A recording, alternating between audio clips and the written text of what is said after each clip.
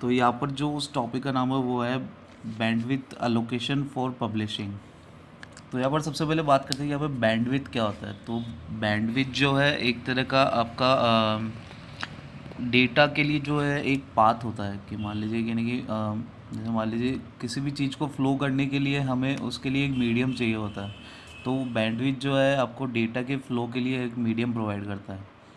अब मान लीजिए सिंपल वर्ड्स में आपको बताऊं कि बैंडविड्थ क्या होता है कि बैंडविड्थ जो है आपकी स्पीड से रिलेटेड होता है। कि मान लीजिए जो आपको स्पीड देखने को मिलती है ना कि 56 KB/सेकेंड या फिर आपको मिलती है 1 MB/सेकेंड।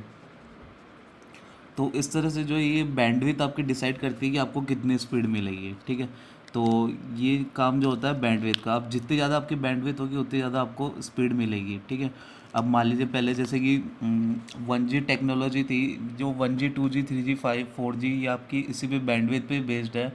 तो मान लीजिए 1G टेक्नोलॉजी थी तो वहाँ पर बैंडविड्थ बहुत कम थी। ठीक है, फिर 2G आई तो वहाँ पर थोड़ी बड़ी 1G से बैंडविड्थ, तो यहाँ पर आप जो है मैसेजेस टाइप कर पा रहे थे। और 3G आने के बाद आप जो है यहाँ पर वीडियोस कंटेंट बहुत सारे देखने लगे, तो 3G की बैंडविड्थ 2G से ज़्यादा थी। फिर 4G आया तो 4G से आप बहुत ही अच्छा एक्सपीरियंस ले पाते हैं। और 5G जो कि अपकमिंग जो आने वाला है, तो वो जो है उससे भी आप जो है अच्छे से बहुत ज़्यादा एक्सपीरियंस कर पाएंगे, क्योंकि यहाँ पर बैंडविड्थ जो है बहुत ज़्यादा इंक्रीज़ कर दी गई है। ठीक है, तो अब यहाँ पर क्या होता है कि बैंडविड्थ तो आपको समझ में आ गया। बैंडविड्थ अलोकेशन फॉर पब्लिशिंग में क्या होता है कि बैंडविड्थ को, अब क्या है, बैंडविड्थ तो हमारे पास है। ठीक है, तो अब उसको अलोकेट कैसे करना है कि मान लीजिए यानी कि अब बैंडविड्थ क्या है 50 चीज़ों के लिए काम आती है। कि मान लीजिए किसी रेडियो स्टेशन में तो वहाँ पर बैंडविड्थ चाहिए, क्योंकि उनका भी डेटा फ्लो कर रहा है और ये एयर टू एयर ट्रांसमिशन होता है। तो इस वजह से क्या है यहाँ पर अलोकेट कैसे करना उस बैंडविड्थ को, कि जो अपने ये जो पब्लिशर्स है वो उसको पब्लिश कर पाए।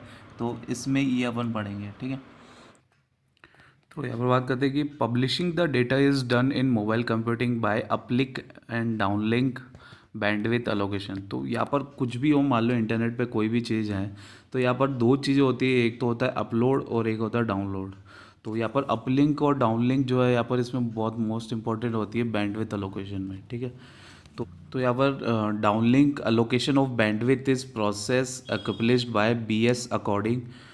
अब यहाँ पर BS अकॉर्ड क्या है, ये एक तरह के सेट ऑफ रूल्स है जिससे कि हम डिसाइड करते हैं कि किस प्रोसेस को जो है कितनी डाउनलिंक अलोकेट होनी चाहिए। मतलब जितनी ज़्यादा आपके पास डाउनलिंक होगी उतनी ज़्यादा आप जो है फास्ट डाउनलोड कर पाएंगे उस वेबसाइट से या वेब सर्वर से। ठीक है, two different parameter that are determined in bandwidth allocation. तो यहाँ पर कुछ अलग अलग पैरामीटर्स होते हैं जिसपे कि बैंडविड्थ अलोकेशन आपकी डिपेंड करती है।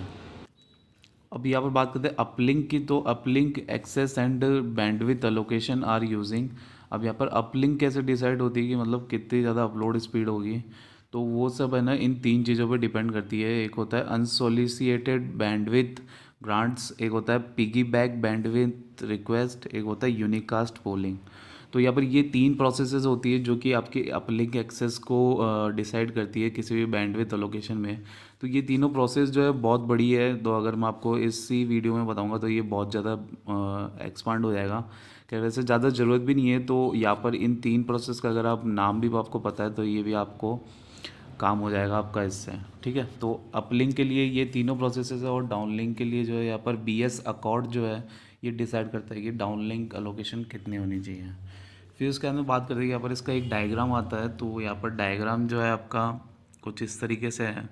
तो यहाँ पर मान लीजिए पब्लिशर है कोई भी, जैसे कि मान लीजिए फेसबुक है या फिर और कुछ भी है, कोई भी है। तो यहाँ पर पब्लिशर को है ना कुछ बैंडविड्थ अलोकेट होती है, इतनी सारी बैंडविड्थ है तो उसमें से कुछ हिस्सा जो है बैंडविड्थ का इस पब्लिशर को अलोकेट होगा। ठीक है,